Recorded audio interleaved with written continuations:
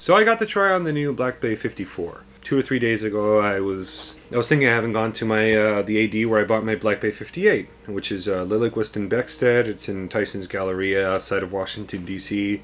It's kind of like the area where like most of the malls are, or the biggest malls are in Virginia outside of Washington, D.C.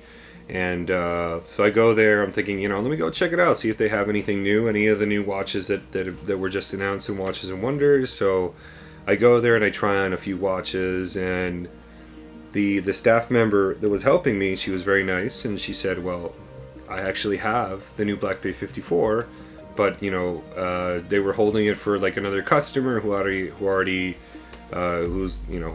agreed to buy it, and but she was nice enough to let me check it out.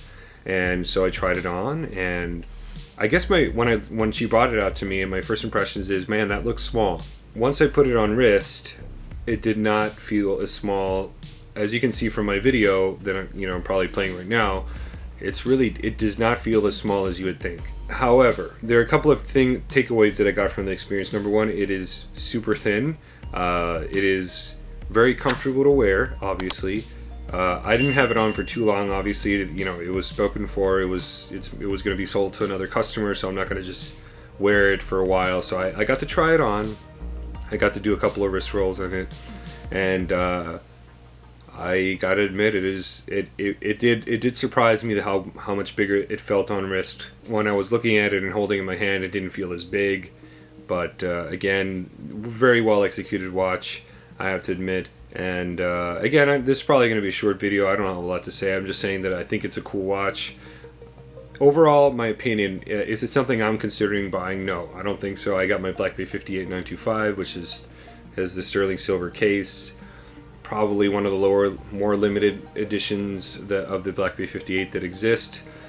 Probably the gold one is the most limited one, but silver is probably pretty limited as well. Most people gravitated more towards the steel models, the blue one, and the normal black dial one with the red triangle and the gilded dial. Anyway, I love this. I love my Black Bay 58. I have no intention in selling it or moving on to a different watch. So as far as my opinion against the 58, the 54 and 58, 58 definitely feels bigger on wrist. Obviously, it's a big. It's slightly. It's not like night and day difference in size, but it is somewhat noticeable on wrist. It's not something you can ignore. But the 54 wasn't bad. If you want to watch with that kind of look, I think it's a hell of a good choice.